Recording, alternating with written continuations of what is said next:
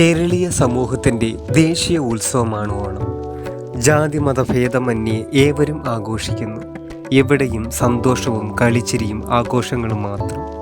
ഇത്ര വലിയ ആഘോഷം എങ്ങനെയാണ് ഉടലെടുത്തത്? ലിംഗസമത്വവും സാഹോദര്യവും ഏകത്വവും ഓണത്തിൻ്റെ മാത്രം പ്രത്യേകതയാണ്. ഉച്ചനീചത്വമില്ലാത്ത മനുഷ്യ സമത്വത്തിൻ്റെ സാംസ്കാരിക ആഘോഷമാണ് ഓണം. ഓണം മതവുമായി ബന്ധപ്പെട്ടതല്ല, ഇത് തികച്ചും മതനിരപേക്ഷത സംസ്കാരമാണ്. ഓണാഘോഷങ്ങളിൽ എങ്ങും ദൈവം ഇല്ല. ദൈവവിശ്വാസമായ യാതൊന്നും ഓണത്തിൻ്റെ സാംസ്കാരിക മേഖലയിൽ കാണാൻ കഴിയില്ല. അതുകൊണ്ട് ഓണം മതവുമായി ബന്ധപ്പെട്ട് കിടക്കുന്നില്ല എന്നതാണ് യാഥാർത്ഥ്യം. ഓണം എന്ന കേരളീയരുടെ ഏറ്റവും വലിയ ആഘോഷത്തിൻ്റെ ഉത്ഭവ ചരിത്രമാണ് ഗോത്ര പൈതൃകത്തിലൂടെ നിങ്ങളെ മുന്നിൽ അവതരിപ്പിക്കുന്നത്.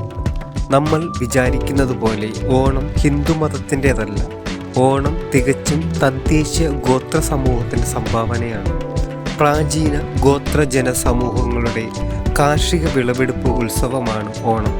ഇതിൻ്റെ ചരിത്രപരമായ വിവരണമാണ് ഈ വീഡിയോയിൽ പ്രധാനമായും പറയുന്നത്. ഇതിൻ്റെ ചരിത്രയാത്രയിലേക്കാണ് നിങ്ങളെ കൊണ്ടുപോകുന്നത്. ഏവർക്കും വീഡിയോയിലേക്ക് സ്വാഗതം. ഇന്ന് നമ്മൾ കാണുന്ന ദിവസങ്ങൾ മാത്രമുള്ള ഓണമല്ല യഥാർത്ഥത്തിലുള്ള ഓണം. 28 ദിവസങ്ങളോളം നീണ്ടു നിൽക്കുന്ന വലിയൊരു ആഘോഷമാണ് ഓണം. വിളവെടുപ്പ് കഴിഞ്ഞ് പ്രകൃതിക്കും ഭൂമിക്കും നന്ദി പറയുന്ന ചടങ്ങാണ് ഇതിൻ്റെ അടിസ്ഥാനം. 28 ദിവസത്തെ ആഘോഷങ്ങളായിരുന്നു പുരാതന ഗോത്ര സംസ്കൃതിയിലെ ഓണം. ഇന്ന് വീടുകളിൽ ഒരുക്കുന്ന പൂക്കളങ്ങൾ, കളികൾ, വള്ളംകളികൾ, ഓണപ്പാട്ടുകൾ ഇവയെല്ലാം ആദിമ ഗോത്ര രീതികളിൽ നിന്ന് തന്നെ വളർന്നവയാണ്. പ്രശസ്തരായ പല ഗവേഷകരും ഓണം ഗോത്ര സമൂഹത്തിൻ്റെ കാർഷികോത്സവമാണെന്ന് രേഖപ്പെടുത്തിയിട്ടുണ്ട്. ഓണം പ്രാചീന ഗോത്ര സമൂഹത്തിൻ്റെ കാർഷിക വിളവെടുപ്പ് ഉത്സവമാണ്. ഈ ആഘോഷം തികച്ചും ഒരു അനിമിസ്റ്റിക് കാർഷികാഘോഷം ആണ്. ഗോത്ര സമൂഹങ്ങൾക്ക് പ്രകൃതി ദൈവമാണ്. കൃഷിയിടങ്ങളായ വയലുകൾക്ക് ദൈവീക സ്ഥാനമാണ് ഗോത്രജനത നൽകിയിരുന്നത്. മണ്ണും കൃഷിയിടവും അമ്മ സങ്കല്പമാണ്. അമ്മ ദൈവത്തിൻ്റെ അനുഗ്രഹത്താൽ ലഭിക്കുന്ന കാർഷിക വസ്തുക്കൾക്ക് ദൈവീക പരിവേഷമാണുള്ളത്. അതുകൊണ്ടാണ് ഗോത്രീയ ഭവനങ്ങളിൽ വീടിൻ്റെ മുന്നിൽ കതിർക്കുലകൾ കെട്ടിത്തൂക്കിയിടുന്നത്. കൃഷി വിളഞ്ഞാൽ ഭൂമാതാവിൻ്റെ അനുഗ്രഹം, മഴ കിട്ടിയാൽ ആകാശദേവൻ്റെ അനുഗ്രഹം, വിളവെടുപ്പ് കഴിഞ്ഞാൽ മലദൈവങ്ങൾക്കും പൂർവികർക്കും നന്ദി പറയലും ആഘോഷങ്ങളും. ഇത്തരത്തിലുള്ള കാർഷിക വിശ്വാസ ആഘോഷങ്ങളാണ് പിന്നീട് ഓണമായി പരിണമിച്ചത്. ഓണം ഒരു അനിമിസ്റ്റിക് കാർഷിക വിളവെടുപ്പ് ആഘോഷമാണ്. ഓണം മഹാബലിയുടേതോ ചേരമൻ പെരുമാളിൻ്റെയോ വിദേശത്ത് നിന്ന് ഇറക്കുമതി ചെയ്യപ്പെട്ടതോ ബുദ്ധമതത്തിൻ്റെയോ ഹിന്ദുമതത്തിൻ്റെയോ ദ്രാവിഡ രാജാവിനെ കൊന്ന ദിവസമോ അല്ല. പകരം ഇതിനെല്ലാം ഉപരിയായി ശുദ്ധമായ ഒരു അനിമിസ്റ്റിക് കാർഷികോത്സവമാണ് ഓണം. തദ്ദേശീയ ഗോത്ര ജനസമൂഹത്തിൻ്റെ പാരമ്പര്യ കാർഷികാഘോഷമാണിത്. അതിൻ്റെ അടിത്തറ ആയിരക്കണക്കിന് വർഷങ്ങൾക്ക് മുമ്പ് ഗോത്ര സമൂഹങ്ങൾ ആഘോഷിച്ചിരുന്ന അനിമിസ്റ്റിക് കാർഷികാഘോഷമാണ് ഓണം. കൃഷി ആഘോഷമായ ഓണത്തെക്കുറിച്ച് പറയുമ്പോൾ കൃഷിയുടെ ഉത്ഭവവും നിലവിലുള്ള കൃഷി ചെയ്യുന്ന ഗോത്രങ്ങളെയും പരിചയപ്പെടുത്തണം. എല്ലാ ഗോത്ര സമൂഹങ്ങളും കൃഷിക്കാരാണ്. ചില ഗോത്രങ്ങൾക്ക് മാത്രമാണ് കൃഷി അറിവ് ഇല്ലാത്തതുള്ളൂ. ഇവിടെ ചില ഗോത്ര സമൂഹങ്ങളുടെ കൃഷി സമ്പ്രദായത്തെക്കുറിച്ച് പറയുകയാണ്. ആദ്യം നമ്മൾ അറിയേണ്ടത് കൃഷി ആരംഭിച്ചത് ഏത് കാലഘട്ടത്തിലാണ്, എവിടെയാണ് കൃഷി തുടക്കം കുറിച്ചത്, പിന്നീട് ഇന്ത്യയെമ്പാടും വ്യാപിച്ചത് എങ്ങനെയാണ് എന്നുള്ള ചോദ്യത്തിൻ്റെ ഉത്തരം തേടാം. കൃഷി ആരംഭിച്ചത് നവീന ശിലായുഗത്തിലാണ്. കൃഷി കണ്ടുപിടിച്ചത് സ്ത്രീകളാണ്. നെൽകൃഷി ഉത്ഭവിച്ചത് ഇന്ത്യയിലാണ്. ചരിത്രകാരന്മാരുടെ അഭിപ്രായത്തിൽ നെല്ലിൻ്റെ ഉത്ഭവം ഹിമാലയത്തിൻ്റെ തെക്കും വടക്കും ചെരുവുകളിൽ വളർന്നിരുന്നു എന്നാണ്. ഹിമാലയത്തിൽ നിന്ന് ഇന്ത്യയുടെ ഇതര ഭാഗങ്ങളിലേക്കും പ്രാചീന ഗോത്ര സമൂഹങ്ങളിലെത്തിച്ചു. പിന്നീട് ലോകത്തിൻ്റെ വിവിധ ഭാഗങ്ങളിലേക്ക് നെൽകൃഷി വ്യാപിച്ചു. നമ്മുടെ രാജ്യത്തിൻ്റെ സ്വന്തം അവകാശമാണ് നെല്ല്. അരുണാചൽ പ്രദേശിലെ ജനങ്ങൾ വിശ്വസിക്കുന്നത് ഒരു ഗോത്ര സ്ത്രീയാണ് നെൽകൃഷി തുടങ്ങിയെന്നാണ്. അതായത് കൃഷി കണ്ടുപിടിച്ചതും പ്രചരിപ്പിച്ചതും ഗോത്ര സമൂഹങ്ങളാണ്. കൃഷി സമ്പ്രദായം തുടർന്നവരും കൃഷി വിശ്വാസങ്ങൾ പിന്തുടരുന്ന ഗോത്ര സമൂഹങ്ങൾ കേരളത്തിൽ ഇന്നും ഉണ്ട്. ഇവരെ നമുക്ക് പരിചയപ്പെടാം. നമ്മുടെ കേരളത്തിൽ ഇന്നും കൃഷി പിന്തുടരുന്ന ഗോത്ര സമൂഹങ്ങളുണ്ട്. ഗോത്ര സംസ്കാരത്തിലെ കൃഷിരീതി നമ്മുടെ പ്രകൃതി നശിപ്പിക്കാതെ പ്രകൃതിയെ സംരക്ഷിച്ച് ചിട്ടപ്പെടുത്തി കൃഷി സമ്പ്രദായമാണുള്ളത്. നൂറ്റാണ്ടുകളായി തദ്ദേശീയ ഗോത്ര സമൂഹങ്ങൾ ജൈവ വൈവിധ്യം നിലനിർത്തിയും പ്രകൃതി വിഭവങ്ങൾ സംരക്ഷിച്ചും ഭക്ഷ്യ സുരക്ഷ വർദ്ധിപ്പിച്ചുമാണ് ഇന്നും കൃഷിരീതികൾ പിന്തുടരുന്നത്. ഇവയ്ക്കെല്ലാം ഗോത്ര സമൂഹങ്ങൾ ആത്മീയമായ കാഴ്ചപ്പാടിലൂടെയാണ് കാണുന്നത്. ഗോത്ര സംസ്കാരത്തിൽ കാണുന്ന കൃഷി സമ്പ്രദായത്തിൽ മതപരമായ വിശ്വാസത്തിലൂടെയാണ് നടത്തപ്പെടുന്നത്. കൃഷിയുമായി ബന്ധപ്പെട്ടവയിലെല്ലാം അനിമിസ്റ്റ് സംസ്കാരമുണ്ട്. അതിനാൽ ഗോത്ര സംസ്കാരത്തിലെ കൃഷി തികച്ചും അനിമിസത്തിൻ്റെ രൂപം ആണ്. ഇത്തരത്തിലുള്ള അനിമിസം പിന്തുടരുന്ന ഗോത്ര സമൂഹങ്ങളെയാണ് ഇവിടെ ചൂണ്ടിക്കാണിക്കുന്നത്. ഉള്ളാടർ ഗോത്രം. കാട്ടുകൃഷിയുടെ വിജയത്തിനായി ഉള്ളാടർ മലകളെയാണ് ആരാധിക്കുന്നത്. വിത്തിടുന്നത് മുതൽ വിളവെടുക്കുന്നത് വരെയുള്ള കാലം കൃഷിക്കാരെല്ലാം വ്രതം അനുഷ്ഠിക്കണം. കൊയ്ത്തിനു മുമ്പും മലദൈവങ്ങളെ പ്രീതിപ്പെടുത്തണം. അതിന് മലർ, വെറ്റില, നാളികേരം, കറ്റ, കോഴി, കള്ള് എന്നിവ പൂജാവസ്തുക്കളും ഉണ്ടാകും. ഇവിടെ ഉള്ളാടർ സമൂഹം മലകളെയാണ് ആരാധിക്കുന്നത്. ഇത് തികച്ചും അനിമിസത്തിൻ്റെ വിശ്വാസ സങ്കല്പമാണ്. ഊരാളി ഗോത്ര സമൂഹം പിതൃക്കൾ, പൂർവിക ദേവതമാർ എന്നിവരെ പൂജിക്കുന്നത് അനിമിസത്തിൻ്റെ ഭാഗമായാണ് ഇവ ചെയ്യുന്നത്. കൃഷിയും പൂർവിക ദേവതകളും പിതൃക്കളുമായി ബന്ധപ്പെട്ടിരിക്കുന്ന വിശ്വാസ സങ്കല്പം സൂചിപ്പിക്കുന്നത് കൃഷി അനിമിസമായി ബന്ധപ്പെട്ടിരിക്കുന്നതിൻ്റെ നീർസാക്ഷ്യം ആണ്. ഇരുളർ ഗോത്രം. ഇരുളർ ഗോത്രത്തിന് കൃഷിക്കാര്യം നോക്കാൻ മണ്ണുകാരൻ എന്നൊരു തലവനുണ്ട്. ഓരോ കൊല്ലവും ഇവിടെ കൃഷി ചെയ്യണമെന്ന് തീരുമാനിക്കുന്നത് മണ്ണുകാരനാണ്. വാദ്യാഘോഷങ്ങളുടെ അകമ്പടിയോടെയാണ് വിതയും കൊയ്ത്തും നടത്തുക. കുളിച്ച് ശുദ്ധമായിട്ടാണ് കൊയ്യാനിറങ്ങുക. ഇരുളർ ഗോത്രത്തിൻ്റെ കൃഷി സമ്പ്രദായത്തിലും അനിമിസത്തിൻ്റെ എല്ലാ വശവും കാണാൻ കഴിയും. കേരളത്തിൻ്റെ പശ്ചിമഘട്ട മലനിരകളിൽ അഗസ്ത്യകൂടത്തിൽ അധിവസിക്കുന്ന ഒരു ഗോത്ര വിഭാഗമാണ് കാണിക്കാർ.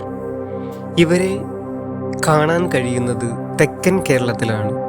ഈ ഗോത്ര വിഭാഗം പൗരാണികമായ ആചാരരീതികളും പാരമ്പര്യവും പിന്തുടരുന്നവരുമാണ്. ഈ വീഡിയോയുടെ പ്രധാന വിഷയം ഓണം പ്രാചീന ഗോത്ര സമൂഹത്തിൻ്റെതാണ് എന്ന് അവതരിപ്പിക്കുന്നതാണ്. ഇതിൻ്റെ ജീവിച്ചിരിക്കുന്ന തെളിവാണ് കാണിക്കാർ ഗോത്രം. ഓണ കാർഷിക വിളകളും കാർഷിക ആഘോഷങ്ങളും ഇന്നും പിന്തുടരുന്ന കേരളത്തിലെ ഏക ഗോത്രമാണ് കാണിക്കാർ. ഓണത്തിൻ്റെ എല്ലാ വേരുകളും ഇന്നും ഈ ഗോത്രത്തിൽ കാണാൻ കഴിയും. കാർഷിക വിളവെടുപ്പും ഓണാഘോഷവും അത്തപ്പൂക്കളവും എല്ലാം നിലനിൽക്കുന്ന പ്രധാന ഗോത്രമാണ് കാണിക്കാർ ഗോത്രം. തിരുവിതാംകൂർ രാജവംശവുമായി ബന്ധമുള്ള ഏക ഗോത്രമാണ് കാണിക്കാർ ഗോത്രം. വേണാട്ടധിപനായിരുന്ന മാർത്താണ്ഡവർമ്മ മഹാരാജാവ് കരമൊഴിവാക്കി കാണിക്കാർക്ക് ചെമ്പുപട്ടയം നൽകിയിരുന്നു. ഇതിൻ്റെ സ്മരണാർത്ഥം ഇന്നും കാണിക്കാർ തിരുവിതാംകൂർ രാജവംശത്തിന് ഓണത്തിൻ്റെ കാർഷിക വിളകൾ സമ്മാനമായി നൽകാറുണ്ട്. യഥാർത്ഥത്തിൽ തിരുവിതാംകൂർ രാജവംശത്തിന് മുമ്പേ ആയി രാജവംശവുമായാണ് കാണിക്കാർക്ക് ബന്ധം. കാണിക്കാർ ഗോത്രം. കാണിക്കാർ ഗോത്രം മുട്ടുകാണിയുടെ നേതൃത്വത്തിലാണ് കൃഷി നടത്തുക. മുട്ടുകാണി സൂര്യൻ, മലദൈവങ്ങൾ എന്നിവരെ പ്രീതിപ്പെടുത്തും. മുത്തിയമ്മ എന്ന ദേവതാ സങ്കല്പത്തെ ആരാധിക്കുന്നു. എല്ലാവരും ചേർന്ന് പ്ലാത്തിയെ കൊണ്ട് ചാറ്റ് എന്ന ആരാധന നടത്തും. വിളവ് വർദ്ധിപ്പിക്കാൻ വേണ്ടിയാണ് ചാറ്റ് നടത്തുന്നത്. മുട്ടുകാണിയുടെ നിർദ്ദേശപ്രകാരം ആദ്യത്തെ നെൽക്കതിരിൽ നിന്ന് മെതിച്ചെടുത്ത അരി വറുത്ത് അവലാക്കുന്നു. പിറ്റേ ദിവസം അത് പൂർവികർക്ക് അർപ്പിക്കുന്ന ക്രിയയാണ് പുത്തിരി കൊടിതി എന്ന് പറയുന്നത്. കാണിക്കാർ ഗോത്രത്തിൻ്റെ ഇത്തരം കൃഷി സമ്പ്രദായ രീതികൾ അനിമിസ്റ്റിക് സംസ്കാരമാണ്. കാണിക്കാർ ഗോത്രം സൂര്യൻ, മലദൈവങ്ങൾ, മുത്തിയമ്മ എന്നിവരെ ആരാധിക്കുന്നു. കൃഷിയും അനിമിസവും തമ്മിൽ ബന്ധം ഉണ്ട് എന്നുള്ളതിൻ്റെ മികച്ച തെളിവാണ് കാണിക്കാർ ഗോത്രത്തിൻ്റെ കൃഷിച്ചടങ്ങിലെ ആരാധന സമ്പ്രദായങ്ങൾ. വേടർ ഗോത്രം തെക്കൻ കേരളത്തിലെ വേടർ ഗോത്രത്തിൻ്റെ കൃഷി അനുഷ്ഠാന സമ്പ്രദായമാണ് ഇവിടെ പറയുന്നത്. കൊയ്ത്ത് കാല സമയത്ത് വെളുപ്പാൻ കാലത്ത് സൂര്യൻ ഉദിക്കുന്ന സമയം നോക്കി എല്ലാവരും കുളിച്ച് ശുദ്ധി വരുത്തി കിഴക്ക് ദിക്ക് നോക്കി തൊഴുതു നിൽക്കും. 5 മല അധികാരികൾക്കും മലദേവതയ്ക്കും ചെമ്മക്കാർക്കും മുറുക്കാനും പൂജാവസ്തുക്കളും വയ്ക്കും. ഗോത്രത്തിലെ മുതിർന്ന ഗോത്രമൂപ്പത്തിയും കൂട്ടരും കൊയ്യാനുള്ള ആയുധമായി കണ്ടത്തിൽ തറ്റെടുത്ത് നിൽക്കണം. കളരി അഭ്യാസികളുടെ വസ്ത്രരീതി പോലെയുള്ള വസ്ത്രധാരണാ രീതിയാണ് തറ്റെടുക്കൽ എന്ന് പറയുന്നത്. മൂപ്പത്തി ആദ്യം സൂര്യൻ ഉദിച്ചുയരുന്ന സമയം നോക്കി നിൽക്കും. സൂര്യൻ്റെ ആദ്യ കിരണം കാണുമ്പോൾ എൻ്റെ പൊന്ന് ആദിച്ച ഭഗവാനെ എന്ന് ഉറക്കെ പറയും. കൂടെയുള്ള മറ്റ് സ്ത്രീകൾ കുരുവക്കൂത്തും നടത്തും.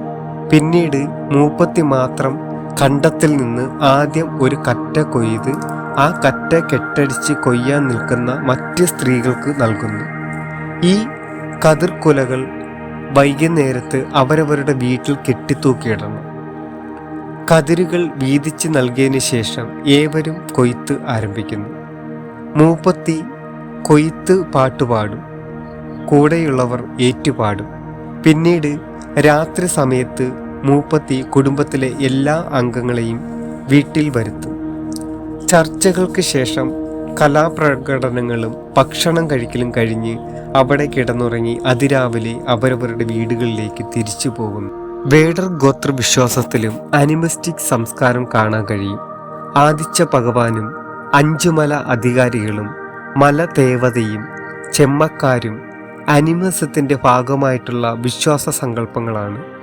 വേടർ ഗോത്രവും കൃഷി സമ്പ്രദായത്തിലുള്ള അനിമിസ്റ്റിക് വിശ്വാസവും ഇതിൽ പ്രധാനമായും കാണാൻ കഴിയുന്നു. വേടർ ഗോത്രത്തിൻ്റെ വിശ്വാസപ്രകാരം മാടനും മറുതയും യക്ഷിയും മല്ലനും 7 കന്യമാരും കാർഷിക മേഖലയെ സംരക്ഷിക്കുന്നത് ദേവതാ സങ്കല്പമൂർത്തികളാണ്. വേടർ ഗോത്രത്തിന് മാത്രം അറിയുന്ന ഒരു രഹസ്യവിദ്യ കൂടിയുണ്ട്. ആധുനിക ശാസ്ത്രത്തിന് ഇന്നും അറിയാത്ത നിഗൂഢ രഹസ്യമാണത്. ഒരു ദിവസം കൊണ്ട് വളർന്നു കൊയ്യാൻ പാകം ആകുന്ന വിത്തിനം രാവിലെ പ്രഭാതത്തിൽ തുടക്കം കുറിച്ചാൽ സായാഹ്നത്തിൽ കൊയ്തെടുക്കാം. പക്ഷേ ഈ വിത്തിനം ഭക്ഷണയോഗ്യമല്ല, ആത്മീയ ആവശ്യങ്ങൾക്കാണ് ഉപയോഗിക്കുന്നത്. ഇവിടെ സൂചിപ്പിച്ച ഗോത്രങ്ങളുടെ സംസ്കാരത്തിൽ തന്നെ പ്രാചീന വിശ്വാസ സങ്കല്പങ്ങളും പാട്ടും കളികളും എല്ലാം കാണാൻ കഴിയും. പ്രാചീന ഗോത്ര സംസ്കാരത്തിൽ ഭക്ഷണം കൂട്ടായി മാത്രമാണ് പങ്കിട്ട് കഴിച്ചിരുന്നത്. ഗോത്ര ജീവിതകാലത്ത് കാർഷിക കൂട്ടായ്മയുടെയും സാമൂഹ്യ ബോധത്തിൻ്റെയും പ്രതീകമാണ് ഓണസദ്യ.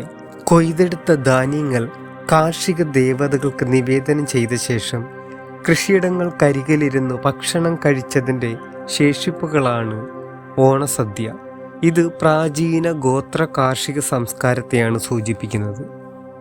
പ്രാചീന ഗോത്ര സംസ്കൃതിയുടെ കൂട്ടായ്മ നിലനിർത്തിയ ഒരു ഘടകം കൂടിയാണ് സാമൂഹ്യ ഭക്ഷണം. ഇതിൻ്റെ തുടർച്ചയാണ് ഓണസദ്യ. പ്രാചീന ഗോത്ര കാർഷിക ജനതയുടെ സാമൂഹിക വീക്ഷണമാണ് ഓണസദ്യയും ഓണവും. കൃഷി വിളവെടുപ്പിൽ നിന്നും കിട്ടിയ ഭക്ഷണ വസ്തുക്കൾ കൂട്ടമായി പങ്കിട്ട് കഴിച്ചതിൻ്റെ രൂപമാണ് ഇന്നത്തെ ഓണം. സദ്യ ഉണ്ണുമ്പോൾ എല്ലാവരും ഉണ്ടാകണം എന്ന നിയമം ഇന്നും ഓണസദ്യ ഉണ്ണുമ്പോൾ പാലിക്കുന്നത് പ്രാചീന ഗോത്ര സമൂഹത്തിൻ്റെ സാമൂഹ്യ ഐക്യത്തിൻ്റെ ഓർമ്മപ്പെടുത്തൽ മാത്രമാണിത്. 10 തിരുവോണം. ഈ ആചാര രീതിയും കാലഗണനയും അനിമിസ്റ്റിക് വിശ്വാസ രീതിയാണ്. പ്രാചീന കാർഷിക സംസ്കൃതിയിൽ രൂപം കൊണ്ട കാർഷിക കലണ്ടറാണ്. അത്തം തൊട്ട് തിരുവോണം വരെയുള്ള നാളുകൾ നക്ഷത്രങ്ങളാണ്. 27 നക്ഷത്രങ്ങൾ. അശ്വതി മുതൽ രേവതി വരെ. ഇതിനെ ഞാറ്റുവേല കലണ്ടർ എന്നാണ് പറയുന്നത്. അത്തം മുതൽ ഓണം ആരംഭിക്കുന്നു. പിന്നീട് ചിത്തിര, ചോതി, വിശാഖം, അനിഴം, തൃക്കേട്ട, മൂലം, പൂരാടം, ഉത്രാടം, തിരുവോണം. ഇതാണ് 10 ദിവസം. 10ാം ദിവസം തിരുവോണം ഗംഭീരമായി ആഘോഷിക്കുന്നു. തിരുവോണത്തിന് ശേഷം അവിട്ടം, ചതയം എന്നിങ്ങനെ കണക്ക് പോകുന്നു. ഇതാണ് ഞാറ്റുവേല കലണ്ടർ. പ്രാചീന ഗോത്ര സമൂഹങ്ങൾ കേരളത്തിൻ്റെ കാലവർഷങ്ങൾ നേരത്തെ മനസ്സിലാക്കിയിരുന്നു. കൃഷിക്ക് യോജിച്ച കലണ്ടറും രൂപപ്പെടുത്തി. അതാണ് ഞാറ്റുവേല കലണ്ടർ. ഇതൊരു കാർഷിക കലണ്ടർ ആണ്. ഞാറ്റുവേല എന്നാൽ ഞായറിൻ്റെ വേല. ഞായർ എന്ന വാക്കിൻ്റെ അർത്ഥം സൂര്യൻ എന്നാണ്.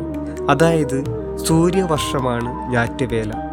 അശ്വതി മുതൽ രേവതി വരെയുള്ള നക്ഷത്രങ്ങളെ അടിസ്ഥാനപ്പെടുത്തിയുള്ള കലണ്ടറാണ് ഞാറ്റുവേല കലണ്ടർ. നമ്മുടെ ഗോത്ര സമൂഹങ്ങൾ കൃഷി ചെയ്തിരുന്നത് ഞാറ്റുവേല കലണ്ടർ അടിസ്ഥാനപ്പെടുത്തിയാണ്.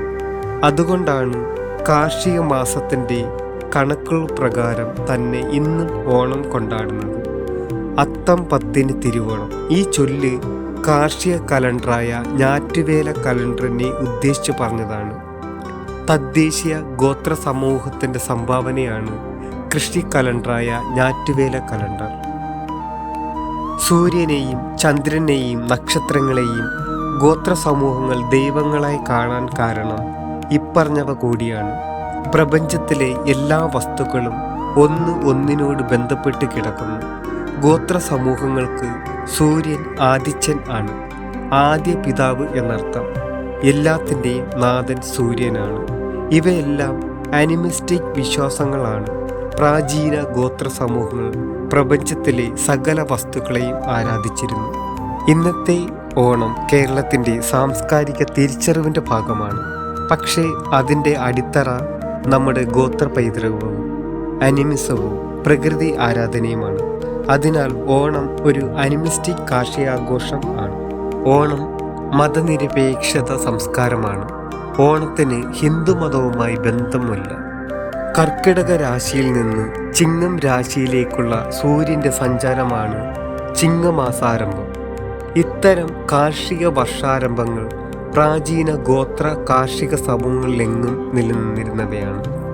ഓണം ആദ്യ വിളവെടുപ്പ് കാലഘട്ടവുമായി ബന്ധപ്പെട്ടതാണ്. കർക്കിടക മാസത്തെ മഴ കഴിഞ്ഞ് ചിങ്ങമാസത്തിൽ ആദ്യ വിളവ് ലഭിക്കുന്ന സമയത്ത് പ്രാചീന ഗോത്ര സമൂഹങ്ങൾ ആഘോഷിച്ചിരുന്ന കാർഷിക വിളവെടുപ്പ് ഉത്സവമാണ് ഓണം. കേരളത്തിലെ ഗോത്ര സംസ്കാരത്തിൽ മൃഗനൃത്തങ്ങൾക്ക് വളരെയധികം പ്രാധാന്യമുണ്ട്. ഇത് അവരുടെ അനിമിസ്റ്റിക് വിശ്വാസങ്ങളുടെ ഭാഗമാണ്. പ്രകൃതിയെയും മൃഗങ്ങളെയും ആത്മീയ ശക്തികളായി കരുതിയ ഗോത്ര സമൂഹങ്ങൾ അവയെ അനുകരിച്ച് നൃത്തങ്ങൾ അവതരിപ്പിച്ചു. പുലി, കരടി, മാൻ, കാള, പോത്ത്, പക്ഷി, പാമ്പ് തുടങ്ങിയ ജീവികളെ അനുകരിച്ചാണ് ഗോത്രീയ നൃത്തങ്ങൾ ചിട്ടപ്പെടുത്തിയിട്ടുള്ളത്. മൃഗാനുകരണ കലകൾ ഇന്നും നടത്തുന്ന ഗോത്രങ്ങൾ ഉണ്ട്. കുറിച്യർ, കാടർ, മലപ്പണിക്കർ, പണിയർ, കുറുമർ, അടിയർ, മലവേടർ തുടങ്ങിയ ഗോത്ര സമൂഹങ്ങളിൽ മൃഗാനുകരണ കലകൾ നടത്തുന്നവർ ആണ്. ചിലരുടെ മൃഗാനുകരണ കലകൾ പലതും നഷ്ടമായി. എങ്കിലും ചില സമൂഹങ്ങൾ ഇപ്പോഴും തുടരുന്നു.